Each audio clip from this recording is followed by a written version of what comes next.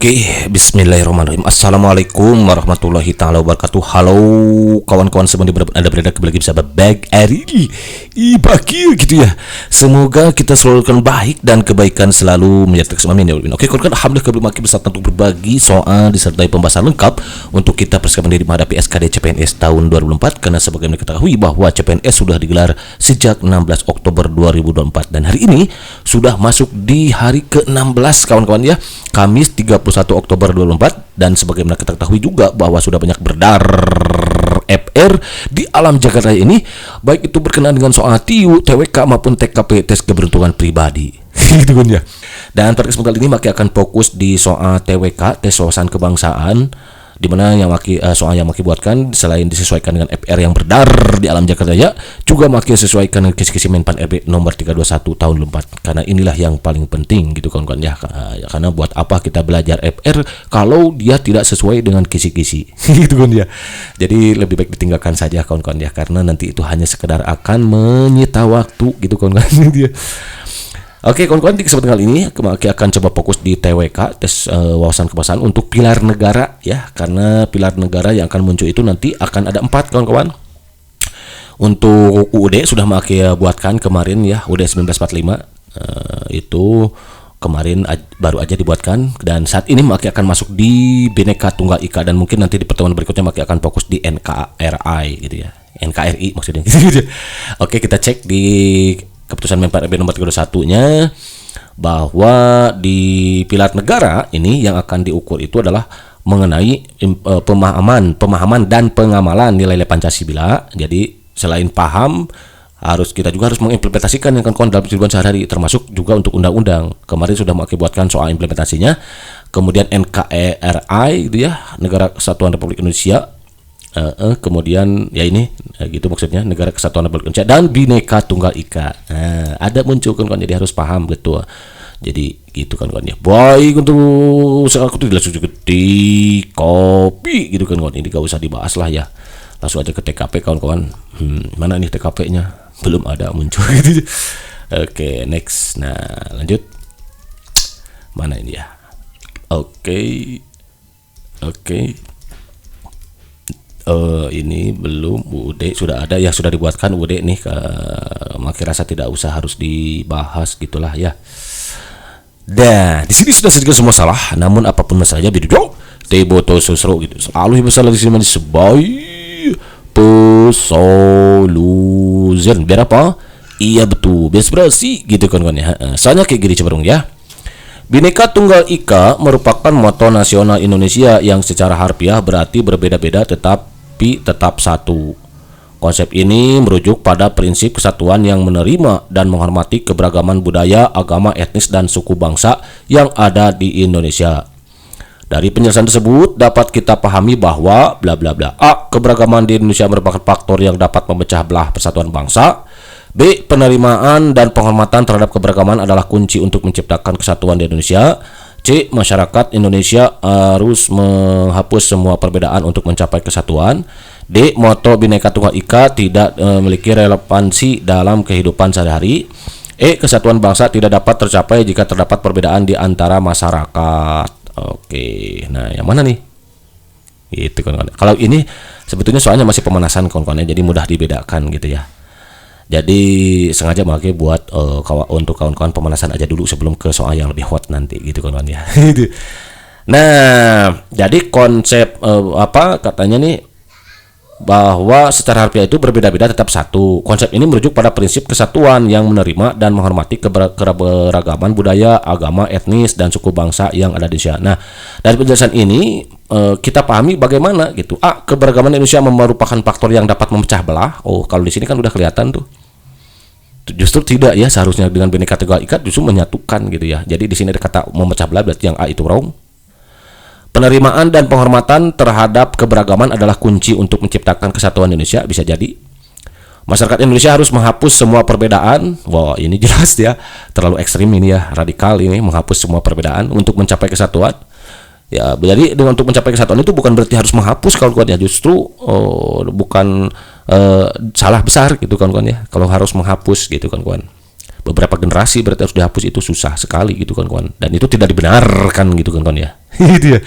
Moto Bhinneka Tunggal Ika tidak memiliki relevansi. Oh, ini juga ada salah di sini, bisa kita lihat. Kesatuan bangsa tidak dapat tercapai jika terdapat perbedaan di antara masyarakat. Ini juga ada kalimat negatifnya di sini. Jadi kalau begitu yang wrong, wrong. Jadi jawabannya betul yang B gitu kan kawan ya. Jadi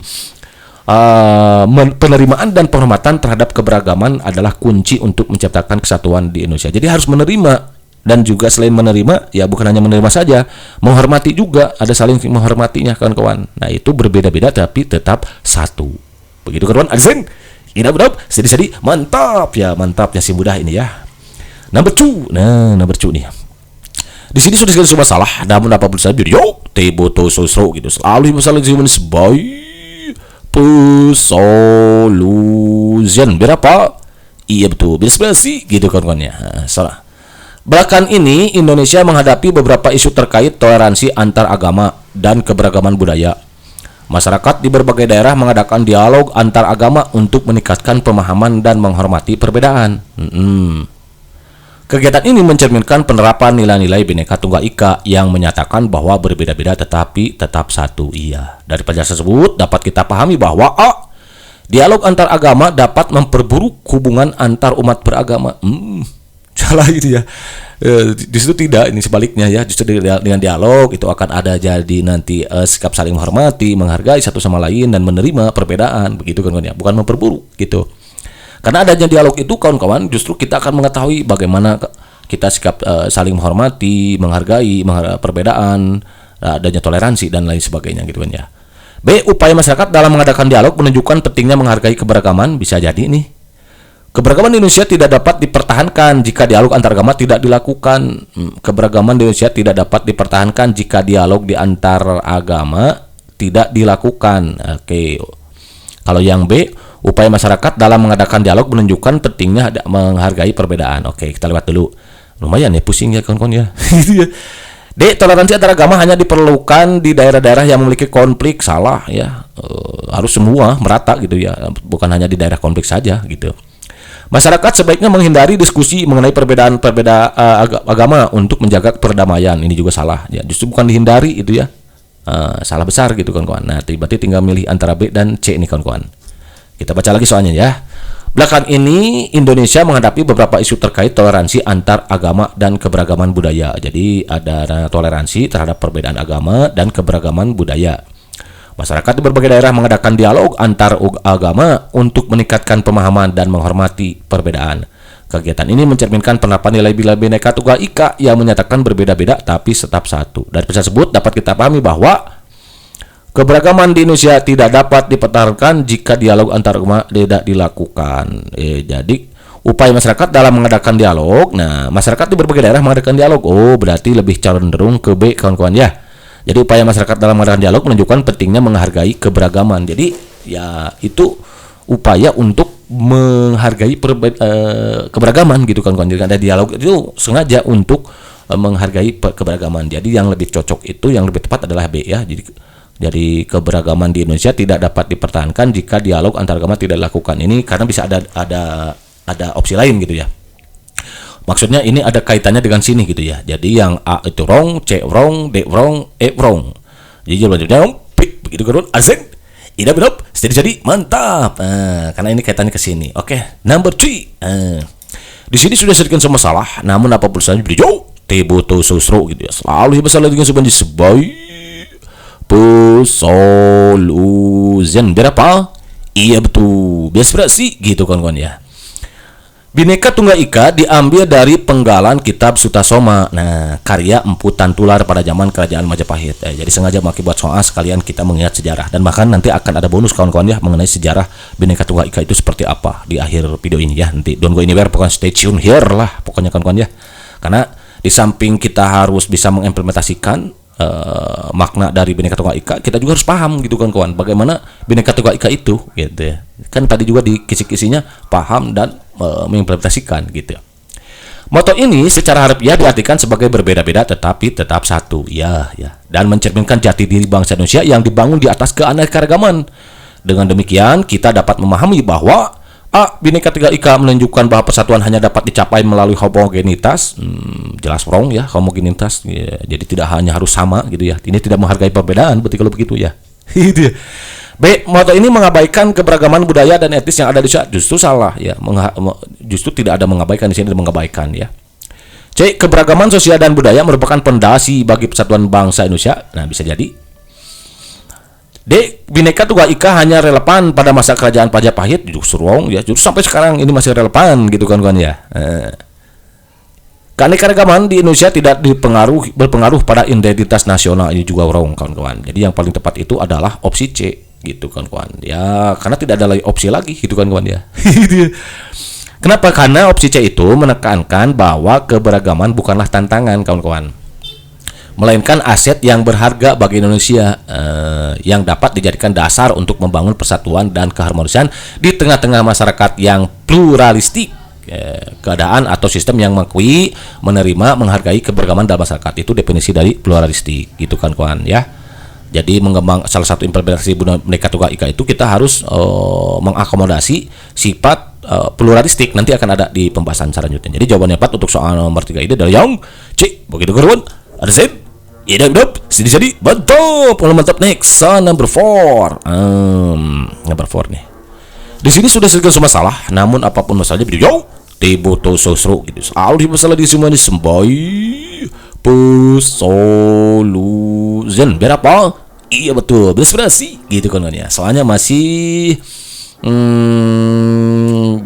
hot atau enggak ini, coba cek ya. Bhinneka Tunggal Ika merupakan moto nasional Indonesia yang terkandung dalam Peraturan Pemerintah Nomor 66 Tahun 1951 dan Undang-Undang Republik Indonesia Nomor 24 Tahun 2009. Makna dari Bhinneka Tunggal Ika sangat penting untuk mendorong persatuan dan kesatuan bangsa, betul ya. Dari pernyataan berikut, manakah yang paling tepat menggambarkan makna Bhinneka Tunggal Ika? Oh iya. A. Mendorong kesadaran akan pentingnya persatuan dan saling menghormati di antara sesama bangsa. B. Menekankan perlunya persaingan antar kelompok untuk mencapai kemajuan. Wrong ya. Jadi persaingan antar kelompok, menekankan persaingan antar kelompok, bukan bersaing gitu. Sekarang berkolaborasi gitu kawan-kawan ya. Yang C. Memperbolehkan perbedaan pendapat yang mengarah pada konflik sosial. Perbedaan pendapat harus kawan-kawan ya. Tapi sayangnya di sini ada mengarah pada konflik sosial. Ini yang kurang tepatnya, wrong ya. Mengabaikan keberagaman demi tercapainya kesepakatan tunggal. Nah, di sini ada kata yang tidak baik nih kawan-kawan, negatifnya ya. E. Mendorong setiap kelompok untuk menonjolkan identitasnya tanpa mempertimbangkan orang lain. Nah, ini juga wrong ya. Jadi kalau begitu jawaban yang paling tepat adalah yang A. Begitu kawan-kawan. Asik. Idap, jadi mantap. Jadi yang B itu wrong gitu kan ya. Nah, Bhinneka ini Maki lansir dari mana ini, nanti mungkin sumbernya Maki akan sertakan di kolom deskripsi gitu kan untuk menambah wawasan tambahan pengetahuan bagi kawan-kawan ya. Jadi perlu kita ketahui bahwa Bhinneka Tunggal Ika itu tertuang dalam Peraturan Pemerintah Nomor 66 Tahun 1951 dan Undang-Undang RI Nomor 24 Tahun 9 tentang bendera, bahasa, lambang negara serta lagu kebangsaan. Nanti akan Maki sertakan di akhir video ini, ada video tambahan gitu ya untuk mengingat bahwa di mana sih Bhinneka Tunggal Ika itu terletaknya gitu kan ya. Bhinneka Tunggal Ika mengandung makna mendorong makin kukuhnya persatuan Indonesia. Jadi maknanya satu nih kawan-kawan ya, mendorong makin kukuhnya persatuan bangsa nih. Jadi maknanya itu nanti makin sertakan linknya ya di kolom deskripsi agar tidak munculkan banyak perdebatan gitu kawan-kawan ya. Karena kalau ada jelas sumbernya nanti kawan-kawan jadi makin yakin dengan jawabannya ya. B. Yang berikutnya adalah mendorong timbulnya kesadaran tentang pentingnya pergaulan demi kukuhnya persatuan dan kesatuan. Nah, jadi mendorong timbulnya kesadaran tentang pentingnya pergaulan. Oke. Tidak saling menghina, mencemooh atau saling menjelekkan di antara sama bangsa, saling menghormati dan saling mencintai antar sesama, meningkatkan identitas dan kebangsaan sebagai bangsa Indonesia dan meningkatkan nilai kegotong royongan dan solidaritas. Jadi yang A ini ya, mendorong kesadaran akan pentingnya persatuan dan saling menghormati di antara sesama bangsa. Nih, gitu kawan-kawan ya. Maknanya itu satuan kesatuan gitu. Jadi jawaban yang paling tepat itu adalah sebagai bangsa nih ya, yang A gitu kawan-kawan. Ya, jadi maknanya itu diantaranya seperti ini gitu kawan-kawan ya. Oke, next number 5. Nah, ini kalau tidak salah ini sudah masuk ke ini hot kawan-kawan, nomor 5 nih.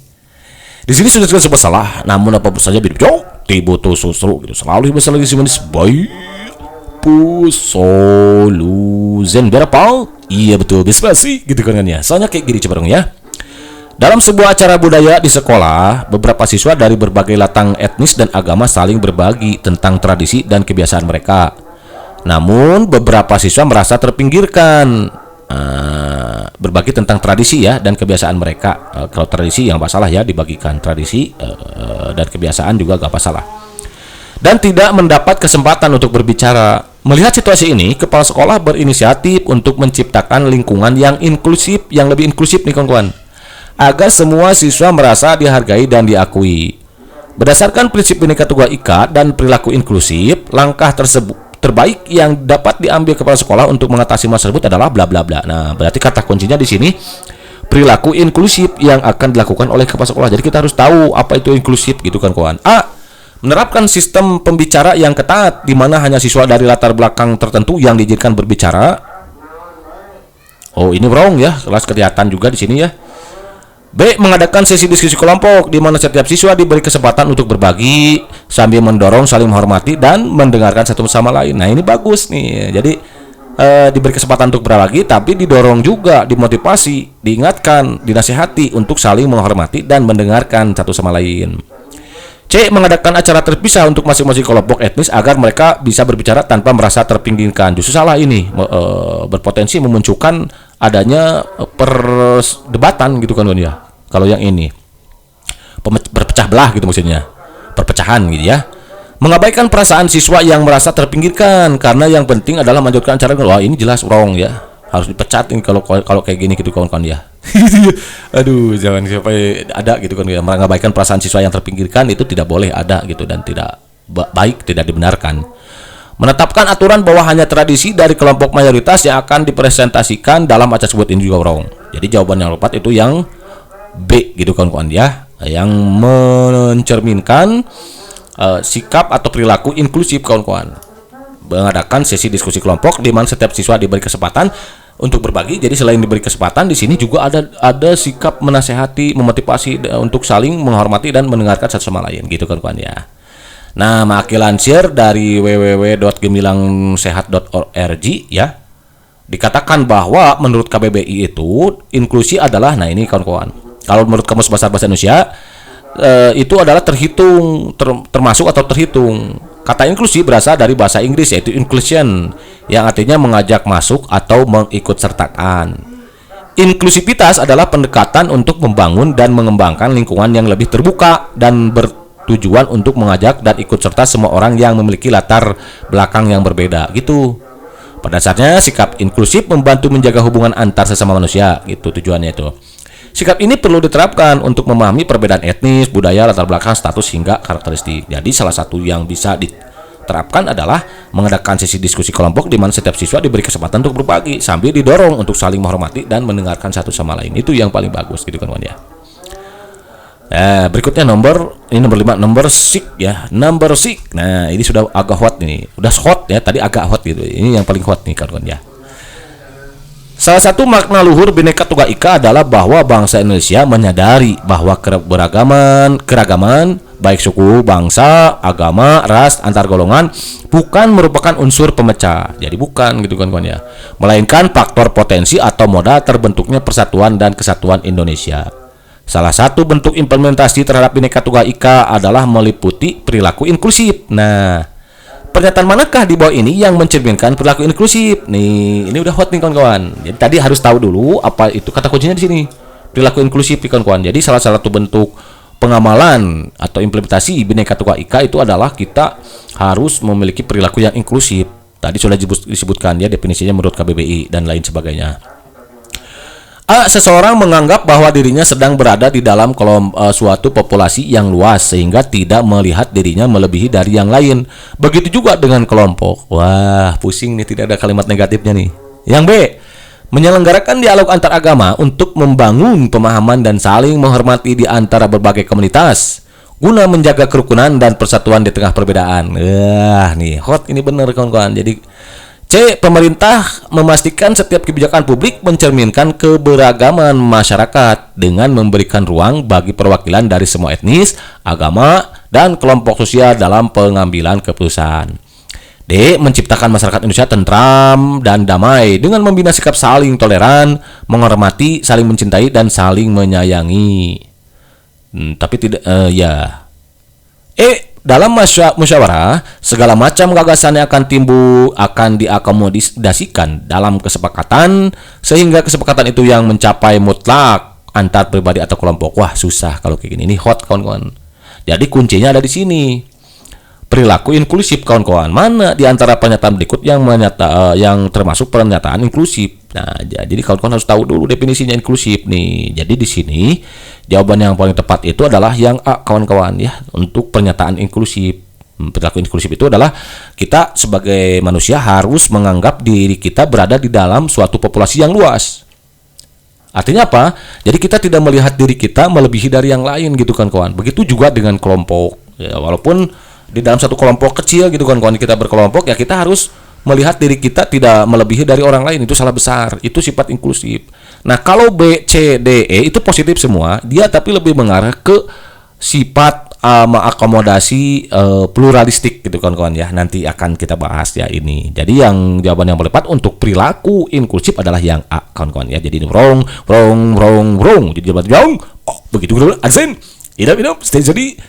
Mantap gitu kan ya. Ini hot, kawan-kawan ya. Nah, Makia kemudian menelusuri dari Kamus Besar Bahasa Indonesia. Nanti kawan-kawan juga silahkan cek sendiri ya. Nanti Makia akan sertakan linknya, bahwa di inklusif itu adalah termasuk definisinya tadi sudah dikatakan oleh Makia ya, terhitung atau bersifat inklusi. Kemudian dari HTP Gemilang tadi sudah disebutkan bahwa inklusi itu adalah mengembangkan pada dasarnya sikap inklusif membantu menjaga hubungan antar manusia. Sikap ini perlu diterapkan untuk memahami perbedaan etnis, budaya, latar belakang, status hingga karakteristik gitu kan, kawan. Nah, contoh nih di sini juga ada contoh sikap perilaku inklusif dalam masyarakat. Nah, ini nanti saya letakkan linknya. 1. Menciptakan lingkungan yang ramah anak, difabel, orang tua, dan kelompok masyarakat lain yang membutuhkan. Yang kedua, mengupayakan ketersediaan layanan dan sarana bagi semua masyarakat beserta kemudahan aksesnya. Yang ketiga, bersikap terbuka pada perbedaan ras, suku, agama, dan ideologi dalam lingkungan tetangga, sekolah, dan lingkungan kerja. Yang keempat, menjalankan peran sesuai kapasitas masing-masing dan tidak mengecilkan orang lain yang memiliki peran berbeda. Karena pada akhirnya semua saling melengkapi gitu, kawan-kawan ya. Jadi kita menjalankan peran kita sesuai kapasitas kita adalah sudah mencerminkan perilaku inklusif gitu kan, kawan ya. Nanti dasar hukumnya nanti atau dasar sumbernya akan sertakan di kolom deskripsi ya. Yaitu inklusif. Berikutnya number 7, kawan-kawan. Bangsa Indonesia menyadari sepenuhnya bahwa Bhinneka Tunggal Ika merupakan salah satu pilar selain Undang-Undang RI 1945 dan NKRI demi kokohnya kehidupan berbangsa dan bernegara Indonesia. Betul kan? Karena pilar negara itu ada 4 kan tadi ya, Pancasila, NKRI, UUD, dan Bhinneka Tunggal Ika. Salah satu bentuk implementasi terhadap Bhinneka Tunggal Ika adalah mengakomodasi sifat pluralistik. Nah, ini dia kata kuncinya, kawan-kawan nanti. Pernyataan di bawah ini yang mencerminkan mengakomodasi sifat pluralistik adalah yang mana? A. Seseorang menganggap bahwa dirinya sedang berada di dalam suatu populasi yang luas sehingga tidak melihat dirinya melebihi dari yang lain. Begitu juga dengan kelompok. Positif kan? Tapi sayang tadi kita udah tahu ya, tadi udah dibahas, ini justru masuk ke inklusif ya. B. Menyelenggarakan dialog antar agama untuk membangun pemahaman dan saling menghormati di antara berbagai komunitas guna menjaga kerukunan dan persatuan di tengah perbedaan. C. Mengutamakan kepentingan bersama dari sebuah keuntungan pribadi atau kelompoknya sehingga membuat semua komponen merasa puas dan senang. D. Menjalankan peran sesuai kapasitas masing-masing dan tidak mengecilkan orang lain yang memiliki peran berbeda karena pada akhirnya semua saling melengkapi. Ini sudah jelas tadi ya di inklusif ya. Pemerintah melalui Menteri Pendidikan mengadakan program pembelajaran yang mengakomodasi berbagai gaya belajar dan kebutuhan siswa sehingga setiap siswa dapat berkembang dengan baik. Ini lebih ke inklusi ya. Jadi kalau kita tidak tahu, kawan-kawan tadi bingung kan nanti karena kalimatnya semua positif. Itulah soal hot gitu kan, kawan. Nah, plural itu apa sih? Kalau Makia lansir dari KBBI online, itu artinya jamak atau lebih dari satu gitu kan, kawan ya. Kemudian Makia lansir dari artikelnya seorang, nanti Makia juga sertakan linknya biar nanti Pak kawan-kawan lebih yakin lagi dengan jawaban yang diberikan gitu kan, kawan ya. Jadi menurut Muhammad Imaroh tahun 1999, pluralitas adalah kemajumukan yang didasari oleh keutamaan atau keunikan dan kekhasan. Konsep pluralitas mengandaikan adanya hal-hal yang lebih dari satu, many ya. Keragaman menunjukkan bahwa keberadaan yang lebih dari satu itu berbeda-beda, heterogen. Nah, makanya tadi homogen salah itu ya. Dan bahkan tak dapat disamakan. Sejalan konsep pluralitas muncul pula konsep pluralisme yang isinya hampir sama, membahas tentang kemajemukan dan keragaman. Nah, ini dia. Kemudian nih, menurut Momon Sudarma tahun 2008 halaman 44, sikap pluralis ya, yaitu sikap mengakui ada hak orang lain untuk menganut agama yang berbeda dengan dirinya. Fakta sosial yang menunjukkan agama di Indonesia beragam. Pemahaman masyarakat Indonesia adalah dalam beragama belum menunjukkan sikap pluralis gitu kan kawan. Jadi pemahaman masyarakat Indonesia dalam beragama belum menunjukkan sikap pluralis. Fenomena yang ada adalah sikap beragama bersifat heterogen. Misalnya ada yang puritan, modern, dan sinkretik. Sikap yang sehat dalam menghadapi pluralitas adalah, nih sikap yang sehatnya nih, akomodatif dalam arti adanya kesediaan menampung berbagai aspirasi dari berbagai pihak. Selektif dalam arti memilih kepentingan yang paling bermanfaat. Dan masalah aslah ya. Integratif apa ya ini ya? Dalam menyeimbangkan berbagai kepentingan tersebut secara proporsional. Kooperatif dalam arti kesediaan untuk hidup bersama dengan siapapun dan mau bekerja sama yang bersifat keduniaan, muamalah, dan bukan bersifat ritual. Ali Mas'an Musa. Jadi kalau bersifat ritual itu jangan bekerja sama kawan-kawan ya. Gitu ya. Jadi tidak dibenarkan gitu mengajak orang lain yang berbeda agama melaksanakan ibadah kita gitu kan kawan. Itu tidak pluralis, tidak seperti itu gitu kan kawan. Nah, kemudian nih mangkilancir dari www.kompas.com, nanti kawan-kawan lihat sendiri. Makna Bhinneka Tunggal Ika di sana dikatakan bahwa dikutip dari situs resmi nih dari Kementerian Pendidikan dan Kebudayaan Republik Indonesia, di antaranya satu nih. Jadi saudara tadi makin ambil dari sini juga.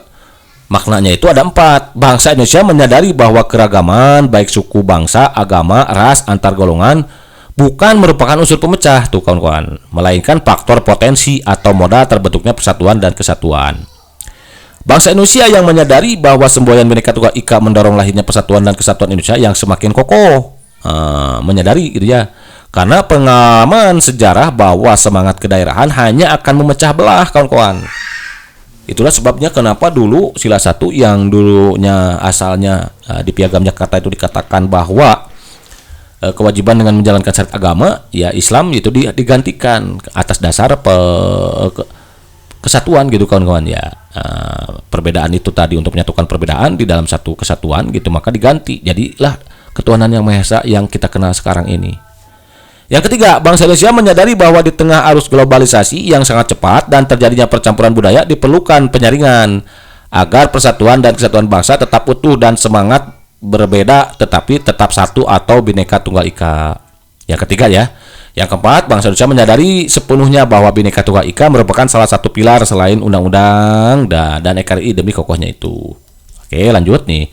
Nah, di sini juga di www.kompas.com ini dikatakan ada 5 bentuk kurang lebih ya yang mencerminkan implementasi Bhinneka Tunggal Ika kawan-kawan. 1, perilaku inklusif nih. Jadi soal-soal yang tadi makanya lansir dari sini kawan-kawan. 2, mengakomodasi sifat pluralistik. 3, tidak mencari menang sendiri ya. Kalau mencari menang sendiri justru salah gitu ya. 4, musyawarah untuk mufakat. 5, dilandasi rasa kasih sayang dan rela berkorban. Itu dia. Kemudian, nah apa saja di sini juga sudah terdapat kawan-kawan contohnya. Perilaku inklusif itu apa saja? Yaitu 1, seseorang harus menganggap bahwa dirinya sedang berada di dalam suatu populasi yang luas yang tadi itu. Maka ambil dari sini sebetulnya. Jadi kawan-kawan biar lebih lagi ya. Sehingga tidak melihat dirinya melebihi dari yang lain. Itu. Begitu juga dengan kelompok. Nah tadi kan sampai sini ya. Kepentingan bersama lebih diutamakan daripada sebuah keuntungan pribadi atau kelompoknya. Kepentingan bersama bisa membuat segala komponen merasa puas dan senang. Masing-masing kelompok mempunyai peranan masing-masing di dalam kehidupan berbangsa dan bernegara. Itu sikap inklusif. Nah, kemudian bagaimana dengan mengakomodasi sifat pluralistik? Nah, ditinjau dari keanekaragaman yang ada di dalam negeri Indonesia adalah bangsa dengan tingkat pluralistik terbesar di dunia. Iya, betul kawan-kawan ya. Ini membuat bangsa Indonesia disegani oleh bangsa lain, tapi bila kondisi plural tidak dimanfaatkan dengan baik, nah, tapi sebaliknya nanti, maka sangat mungkin akan terjadi disintegrasi di dalam bangsa. Jumlah agama, ras, suku bangsa, bahasa, adat, dan budaya yang ada di Indonesia sangat banyak dan beragam. Ini berpotensi menunjukkan ini kawan-kawan ya. Jadi Apa tadi? Tapi bila oke, itu dia. Kemudian tidak mencari menang sendiri. Perbedaan pendapat adalah hal yang lumrah. Nah, yang tadi mana mengakomodasi sikat di soal yang tadi ya? Yang mana nih? Seorang menganggap bahwa dirinya ini wrong ya, menyelenggarakan dialog antar agama, membangun pemahaman dan saling menghormati di antara berbagai komunitas ini, mengutamakan kepentingan bersama daripada sebuah keuntungan pribadi atau kelompoknya, sehingga membuat semua komponen merasa puas. Ini lebih ke inklusif ya. Tadi coba cek ya tadi. Oke, itu yang inklusif mana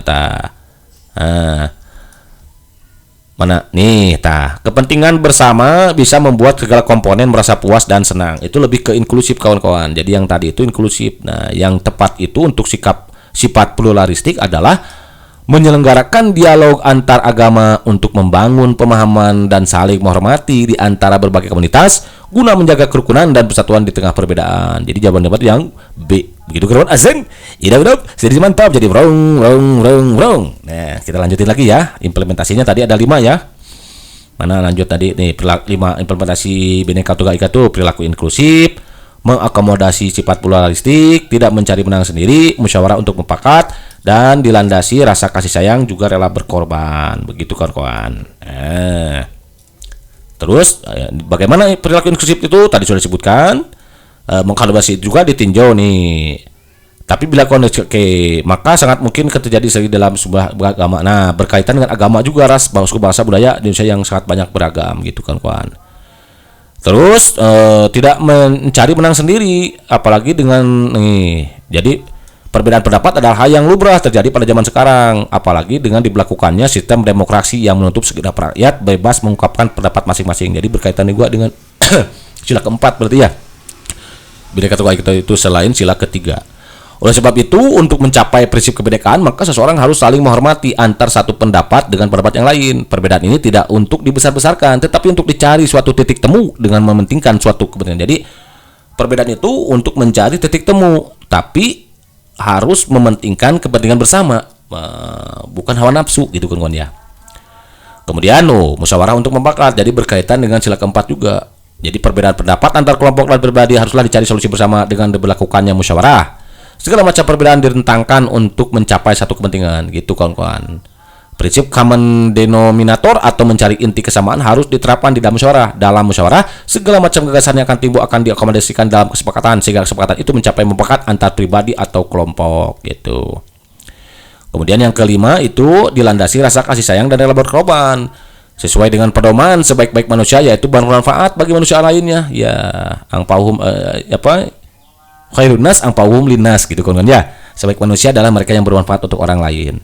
Rasa rela berkorban harus diterapkan di dalam kehidupan sehari-hari. Rasa rela berkorban ini akan terbentuk dengan dilandasi oleh rasa saling kasih mengasihi dan sayang menyayangi. Jauhi rasa benci karena akan menimbulkan konflik dalam kehidupan. Sudah selesai kawan-kawan ternyata ya. Itu kawan-kawan ya. Jadi untuk sementara waktu yang bisa Maki sampaikan diantaranya hanya sebatas itu saja dulu ini. Oh tidak ada ya, kawan-kawan. Oke, sudah selesai ya. Oke kawan-kawan, barangkali untuk sementara waktu itu saja dulu yang bisa Maki berikan dalam kesempatan ini, mudah-mudahan bermanfaat ya untuk menambah wawasan tambahan pengetahuan kawan-kawan dalam persiapan diri menghadapi SKD CPNS khususnya TWK. Namun sebelum Maki akhiri, karena Maki ya sudah pernah membuat materi tentang Bhinneka Tunggal Ika, kalau tidak salah beberapa tahun yang lalu, udah Maki lupa. Jadi karena materinya ada relevansinya dengan materi saat ini, tidak salahnya untuk Maki sajikan kembali. Namun mohon maaf jika suara Maki waktu itu ada serak-serak basah gitu kan ya. Berbeda dengan sekarang serak-serak membosankan. Gitu kan ya. Oke, tanpa menunggu lagi, let's check this out. Di sini sudah disajikan sebuah masalah, namun apapun masalahnya minumnya teh botol seru gitu ya. Selalu ada masalah dengan semangat di semuanya push solution, benar? Iya betul, biar inspirasi gitu kan ya. Soalnya kayak gini, kita baca bareng ya. Bhinneka Tunggal Ika adalah moto atau semboyan bangsa Indonesia yang tertulis pada lambang negara Indonesia, Garuda Pancasila ya. Frasa ini berasal dari bahasa Jawa kuno yang artinya adalah berbeda-beda tetapi tetap satu. Sejarah semboyan bangsa Indonesia Bhinneka Tunggal Ika ini dimulai sekitar abad ke-14 pada masa kerajaan bla bla bla A Majapahit, B Gajah Mada, C Sriwijaya, D Siliwangi, E Hayam Wuruk. Yang mana nih? Nah ini kita sekarang tentunya kawan-kawan harus tahu mengenai sejarah Bhinneka Tunggal Ika ya. Jadi perlu kita ketahui bahwa ternyata Bhinneka Tunggal Ika itu adalah diambil dari bahasa Jawa kuno ya, yang artinya berbeda-beda tetapi tetap satu jua. Sejarah ini mulai sekitar abad 14 pada masa kerajaan siapa? Jawabannya adalah Majapahit. Gitu kan ya. Oke, ini sejarahnya satu nih. Jadi Bhinneka Tunggal Ika itu sejarahnya dimulai pada abad ke-14 pada masa kerajaan Majapahit nih. Semboyan ini terdapat dalam kitab Kakawih ya Sutasoma nih. Jadi kalau nanti ditanyakan, siapa tahu nanti yang ditanyakan kitab Bhinneka Semboyan ini kayak semboyan Bhinneka Tunggal Ika terdapat dalam kitab apa? Nah, jawabannya adalah Sutasoma. Karya siapa? Karya Empu Tantular gitu ya. Oke, kita tahu ya sekarang ternyata semboyan Bhinneka Tunggal Ika itu ada pada sekitar abad 14 pada masa kerajaan Majapahit. Kemudian ada pada kitab Sutasoma karangan Empu Tantular yang digubah atau disusun digubah itu ya pada masa kekuasaan Raja Sanagara nih, pada masa Raja Sanagara yaitu di kerajaan Majapahit ya. Kemudian yang tersohor saat itu rajanya adalah Hayam Wuruk nih, tahu ya sejarahnya ya. Oke, itu dua poin-poin pentingnya. Jadi muncul pada abad 14 pada masa kerajaan Majapahit. Waktu itu rajanya yang tersohor adalah Hayam Wuruk dan dia terdapat pada kitab Sutasoma karangan Empu Tantular. Oke, berikutnya. Udah ya, itu sejarahnya. Nomor 2 sekarang. Di sini sudah disajikan sebuah masalah, namun apapun masalahnya able to solve gitu ya. Selalu ada masalah dengan senyuman di pus solution. Berapa? Iya betul, biar inspirasi gitu kan. Nomor 2, saya kayak gini, kita baca namanya ya. Semboyan Bhinneka Tunggal Ika dianggap mewakili pandangan negara Indonesia dan dapat memperteguh kedaulatan bangsa, menyatukan masyarakat Indonesia yang berbeda-beda menjadi satu kedaulatan negara Indonesia tanpa adanya diskriminasi.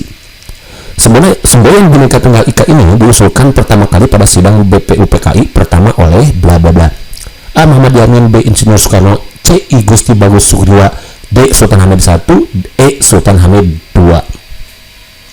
Nah, berarti kalian harus tahu nih, semboyan Bhinneka Tunggal Ika itu kan tadi ada pada abad 14 karangan Empu Tantular, adanya di kitab Sutasoma. Nah, ternyata pertama kali diusulkan sebagai semboyan negara Indonesia itu ada oleh siapa? Nah, ternyata oleh Muhammad Yamin itu. Kalau Sultan Hamid itu yang kedua nih, ini perancang lambang negara Garuda itu nih, perancang negara ya. Tapi kalau yang mengusulkan itu adalah Muhammad Yamin. Nih, sejarahnya begini. Jadi semboyan Bhinneka Tunggal Ika itu diusulkan pertama kali oleh Muhammad Yamin nih pada sidang BPUPKI pertama. Nah, kemudian Insinyur Soekarno juga mengusulkan semboyan ini saat merancang lambang negara Indonesia, yakni burung Garuda, itu kan ya. Itu. Jadi orang pertama kali mengusulkan adalah Muhammad Yamin ya pada sidang BPUPKI. Karena siapa tahu nanti yang ditanyakan adalah kapan? Nah, pada sidang pertama BPUPKI. Ini sejarahnya juga. Jadi sebetulnya semboyan Bhinneka Tunggal ini sempat menjadi bahan diskusi pada salah sidang tertutup BPUPKI antara Muhammad Yamin nanti waktu itu ya, I. Gusti Bagus Sugriwa, nah sama Bung Karno, kira-kira yaitu 2,5 bulan sebelum berlangsungnya proklamasi kemerdekaan. Beberapa tahun kemudian ketika mendesain lambang negara Republik Indonesia dalam bentuk burung Garuda Pancasila, semboyan ini disisipkan ke dalamnya secara resmi. Lambang ini digunakan dalam sidang Kabinet Republik Indonesia Serikat. Jadi waktu itu secara resminya digunakan atau disisipkan ke dalamnya saat sidang Kabinet Republik Indonesia Serikat RIS itu nih, yang dipimpin oleh Bung Hatta pada tanggal 11 Februari 1950 berdasarkan rancangan yang dibuat oleh Sultan Hamid. Jadi yang merancang lambang negara ini burung Garuda itu adalah Sultan Hamid II ya, dari Pontianak. Nih, nanti siapa tahu yang muncul itu kan tokoh-tokohnya. Namun digunakan semboyan ini yaitu pada sidang Kabinet Republik Indonesia Serikat yang dipimpin oleh Bung Hatta tanggal 11 Februari 1950. Akan tetapi pemerintah baru menetapkan Bhinneka Tunggal Ika sebagai semboyan resmi Indonesia pada tanggal 17 Oktober tahun 1951, kawan-kawan. Nah, hal ini ditetapkan melalui peraturan pemerintah nomor 66 tahun 1991 tentang lambang negara. Gitu. Jadi digunakan pertama kali pada sidang Kabinet Republik Indonesia Serikat namun ditetapkan oleh pemerintah sebagai semboyan resmi Indonesia itu pada 17 Oktober tahun 1951. Jadi kalau sebelumnya tahun 1950 pernah digunakan itu, lalu ditetapkan sebagai secara resmi sebagai semboyan bangsa Indonesia itu pada tanggal 17 Oktober tahun 1951. Gitu ya kawannya.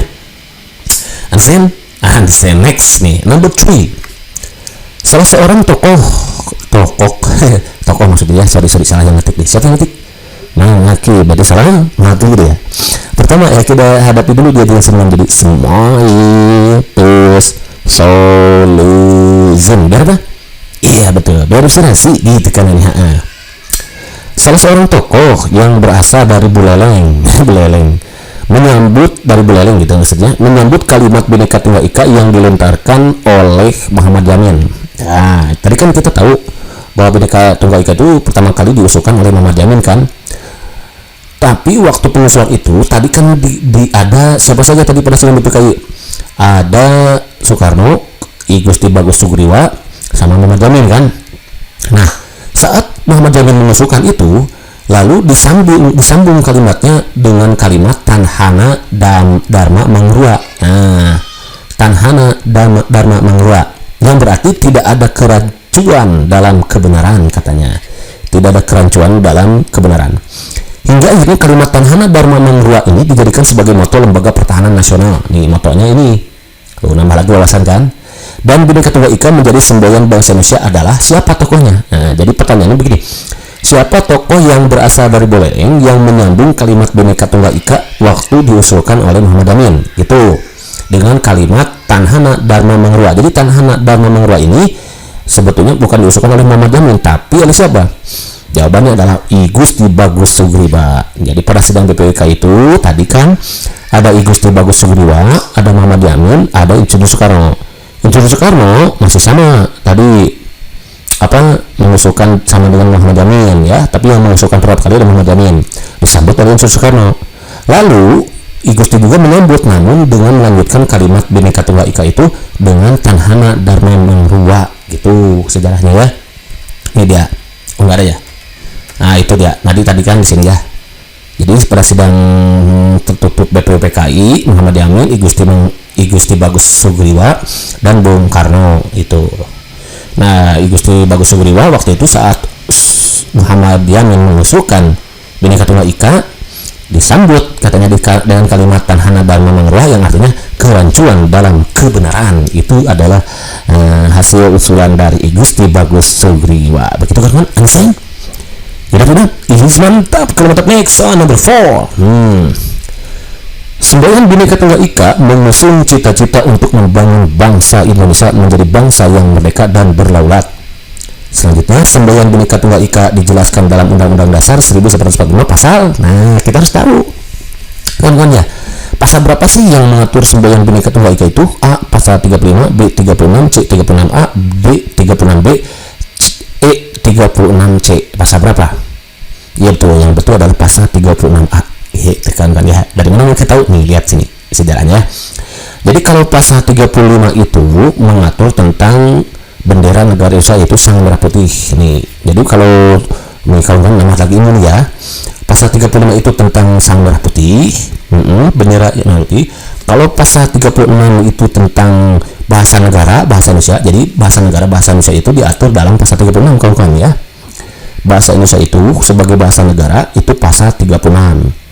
Pasal 36A itu mengatur tentang lambang negara yaitu Garuda Pancasila dengan semboyan Bhinneka Tunggal Ika nih. Jadi semboyan Bhinneka Tunggal Ika itu ada di pasal 36A ya. Kaitannya dengan lambang negara nih. Kalau pasal 36B lagu itu bercerita tentang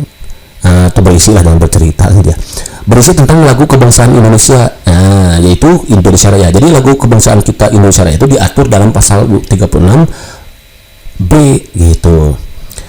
Kalau pasal 36C itu adalah ketentuan lebih lanjut mengenai bendera, bahasa, dan lambang negara serta lagu kebangsaan diatur dengan undang-undang. Jadi nih, supaya mudah mengingatnya, Mang Aki itu cukup pasal 35, 36, 36, kemudian 36A, 36B, 36C, karena paling banyak nih pasal 36 itu ya.